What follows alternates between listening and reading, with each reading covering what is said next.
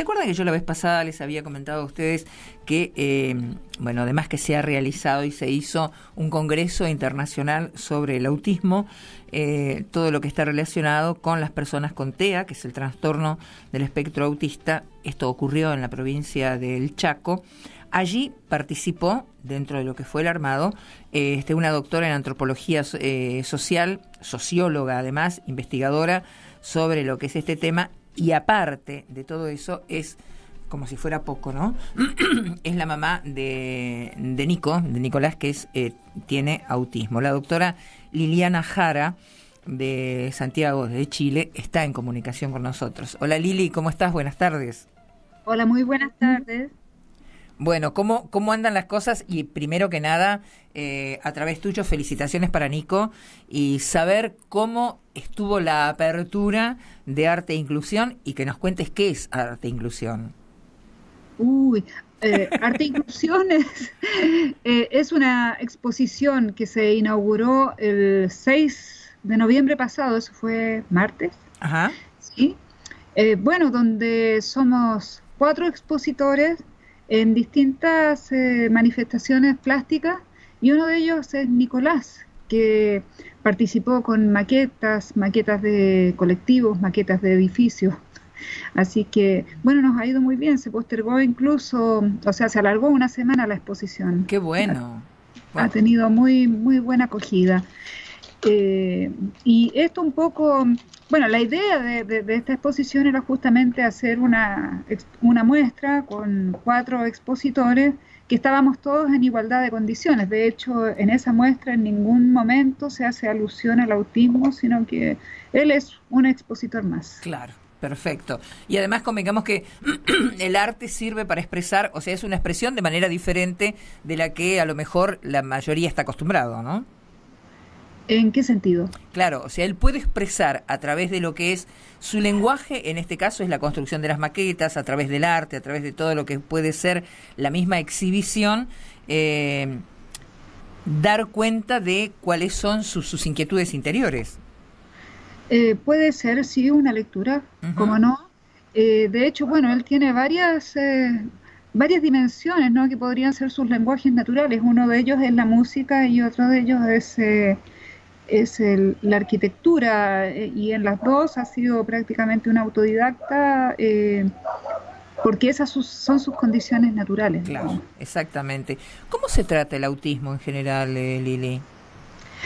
Mira, yo la verdad es que soy una outsider en ese sentido. Yo creo en la no terapia. Bien. Yo creo que la única terapia que se necesita es llevar una vida normal. Y eso sería todo. Perfectamente, como para que justamente cada quien pueda expresarse de la manera que le corresponde o de la manera que siente específicamente.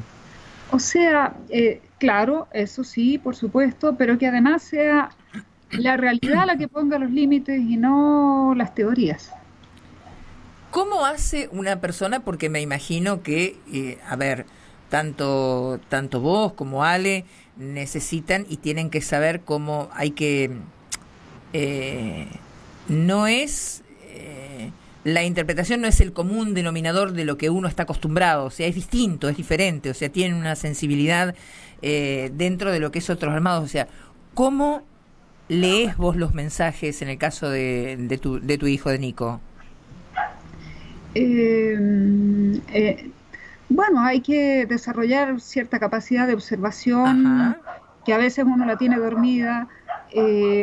También querer comunicarse, si al final ellos se comunican de 1000 maneras, que no es el lenguaje hablado, pero claro, eso no significa que no se comunican, significa que uno a veces no sabe leer lo que ellos quieren decir, que eso cambia el paradigma, porque la verdad es que el paradigma médico oficial habla desde el Olimpo, desde una normalidad casi perfecta versus una humanidad en falta, si tú quieres.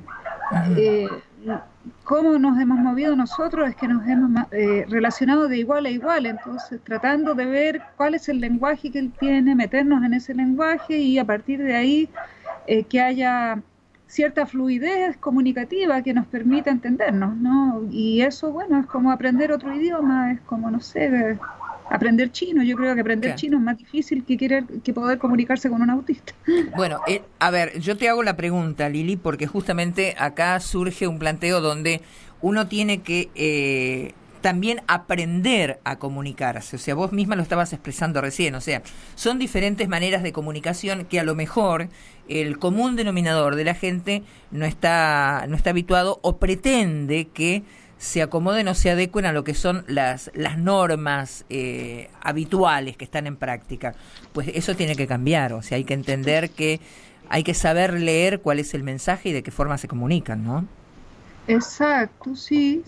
Bueno, eso también requiere pensar que a lo mejor uno tiene también cosas que aprender, o sea, Exacto. Por eso uno no es superior a la otra persona, está en condiciones de iguales, uno también tiene que aprender del otro.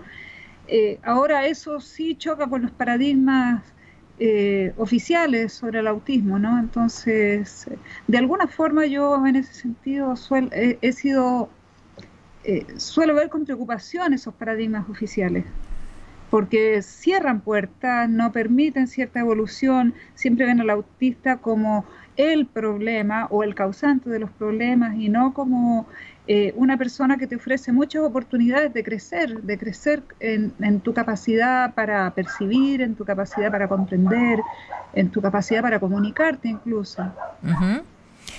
A través de lo que es la misma asociación APADEA específicamente, te pregunto, entre otras cosas, lo que ha sido y cuál ha sido tu experiencia allí en el Congreso Internacional que se llevó adelante en el Chaco. ¿Cuál fue la evaluación o el raconto que vos sacaste de eso?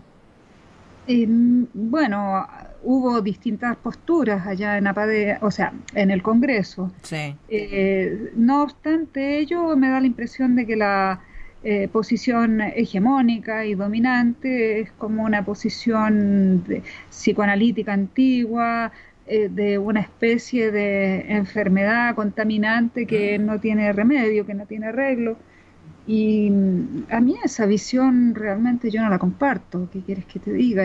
Es más, yo creo que por causa de esa visión, muchos autistas que tienen mucho potencial se quedan en un lugar de no retorno, en un lugar que es muy cruel para el propio autista y para el mundo que lo rodea.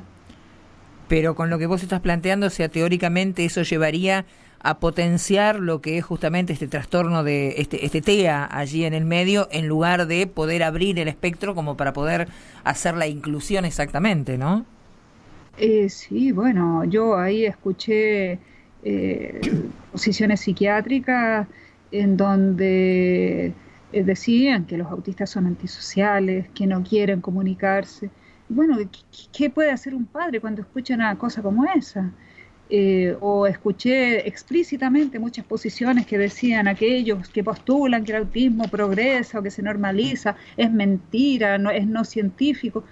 Bueno, con un discurso como eso no hay ninguna posibilidad de abrir puertas, se cierran simplemente. Y además ese es un discurso que tiene un barniz científico. Y en ese caso yo digo, bueno, pero ¿por qué no dicen el terapeuta o la teoría, a lo mejor los casos con los que yo me enfrenté no tuvieron arreglo? Pero eso no significa que todos los casos no tengan arreglo, eso no significa que otras posiciones no sean científicas o no sean válidas. No sé, esa posición hegemónica a mí me produce malestar, la verdad. Creo que la verdad es que le cierra muchísimos caminos, muchísimas posibilidades a demasiadas personas, y yo creo que es un camino equivocado. ¿No hay ninguna iniciativa como para poder reunir a través de lo que fuera, no sé, alguna asociación, algún grupo que esté, o el predominio o la parte hegemónica por parte de APADEA es tan grande que paralelamente no hay otras agrupaciones? Mira, yo creo que ese debate está dentro de APADEA mismo. Creo que hay otras agrupaciones que, hasta donde yo sé, no están muy de acuerdo con lo que postula la posición dominante de APADEA. Dentro de APADEA también hay distintas miradas, de hecho, y por lo menos lo que a mí me ha tocado ver es que cuando los profesionales se acercan desde la educación, siempre la mirada es desde el progreso, de lo de lo negativo a lo positivo, de lo más básico a lo más complejo, mientras que cuando el discurso viene desde la medicina es todo lo contrario, siempre es como un discurso más cargado de negatividad.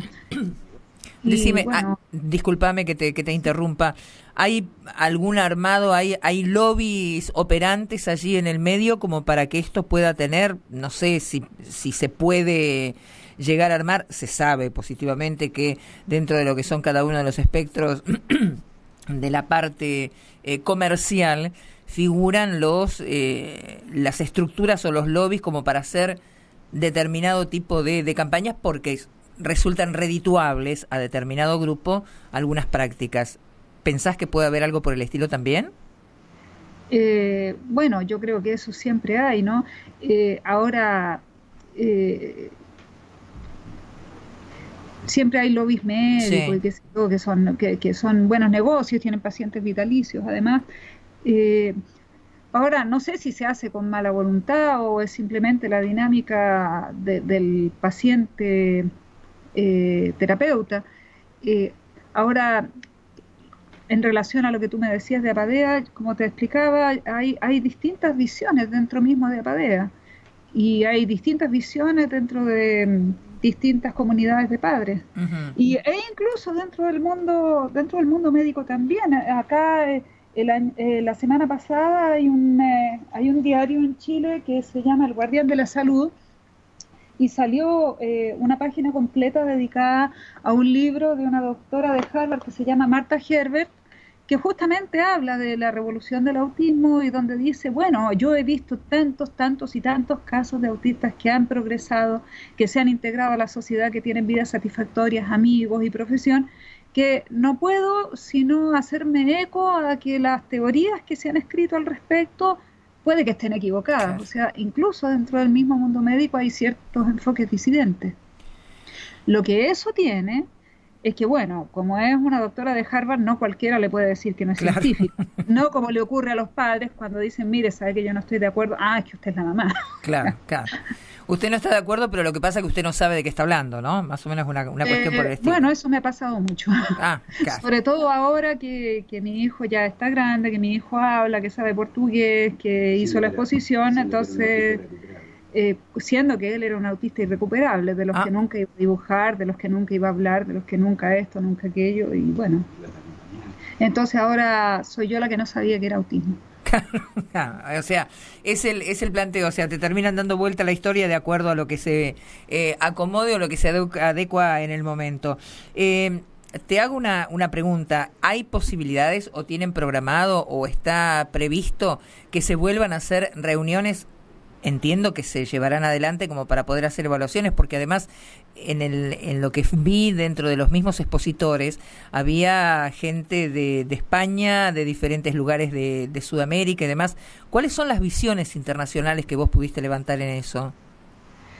Bueno, como te decía, por ejemplo, la gente de Europa, los que fueron, ellos eran sencillamente lapidarios, no hay posibilidad de recuperación y todos estos enfoques sobre la dieta, el autismo y todo no eran científicos, los experimentos habían sido espurios, en fin. Gente, por ejemplo, de Ecuador, que es gente más ligada a la psicología de la educación, ellos sí tenían una mirada mucho más propositiva. En general, la gente que está ligada a la educación tienen una mirada mucho más optimista, ¿no? Claro. Gente de Bolivia que está muy ligada al asunto de la alimentación también, ellos, a pesar de que no tuvieron mucho espacio, por lo menos yo pude conversar con ellos y tenían todo un enfoque sumamente interesante sobre la contaminación por metales pesados y toda la cosa de la flora intestinal. Entonces, como te digo, había diferentes miradas. Claro. Diferentes miradas. Bueno, la intención o el propósito mío era, uno quiere saber, ¿viste cómo se van manejando todas las cosas? Porque convengamos que tampoco puedo hablar de lo que no conozco y de lo que no entiendo, por eso uno pregunta y quiere averiguar de todo lo que se va haciendo y todo lo que se va haciendo al respecto. Sé que no es el único tema que tocas, así que yo creo que habremos de tener contactos más frecuentes como para poder conocer lo que se va haciendo al respecto. En el caso de autismo puntualmente, ¿Te molesta si yo te convoco no sé, dentro de un mes o en algunas semanas como para poder ir haciendo un raconto, una revisión y cómo se puede ir evolucionando respecto a esto? Además, para que la gente vaya conociendo cuáles son, a lo mejor, el poner en práctica de cosas muy simples o elementales y poder llevar adelante un resultado diferente. ¿Te parece? Sí, encantada, por supuesto. No, digo, porque si bien hay algunos paradigmas y algunas cuestiones que están armadas y están marcadas de una forma lineal, yo creo que cuando uno levanta la voz y va dando cuenta de lo que son algunas y las mismas experiencias y cómo se llegó a través de una práctica determinada a un resultado más que positivo, bueno, eso va demostrando lo que son las iniciativas que se desarrollan con eso, ¿no? Sí, sí, por supuesto. Además, yo creo que es importante una visión distinta porque como si los padres no estuvieran lo suficientemente abrumados con un hijo autista, por lo menos cuando reciben el diagnóstico, además que reciban toda esta cosa de los mensajes, no sé, del psicoanálisis lacaniano y todas estas cosas que hablan de los seres antisociales, no sé, creo que uno tiene que abrir la cabeza, sobre todo cuando es la propia medicina la que dice, mire, en realidad no se sabe lo que es el autismo. Claro, no. Y no sabemos cuál es la causa. Entonces tú empiezas a decir, bueno, pero si no saben, no, es que lo más probable es que sea genético. Bueno, pero esa es una hipótesis, no está confirmado, no está demostrado. Sí, pero es lo más probable. Entonces como que se vuelve un zapato chino porque, bueno, si la propia medicina dice que no se sabe lo que es, entonces ¿por qué no se abren a explorar caminos nuevos? Exactamente. Bueno. Queda una pregunta y trataremos y buscaremos a ver cómo se puede llegar a algún tipo de respuesta. Lili, yo te mando un abrazo enorme acá desde este lado de la cordillera, un beso para Nico con todas las felicitaciones del mundo y por supuesto lo mismo para Alex, ¿eh? Bueno, muchas gracias, ¿no? Saludos a todos por allá en Argentina. Bueno, fue un gran placer. Cuando andes por acá nos estaremos encontrando, ¿dale? Dale, un beso grande. Un besito, gracias Liliana. Era la doctora Liliana Jara, desde Santiago, desde Chile, obviamente. Ella es doctora en antropología social, socióloga e investigadora sobre la asistencia a las personas con trastorno del espectro autista.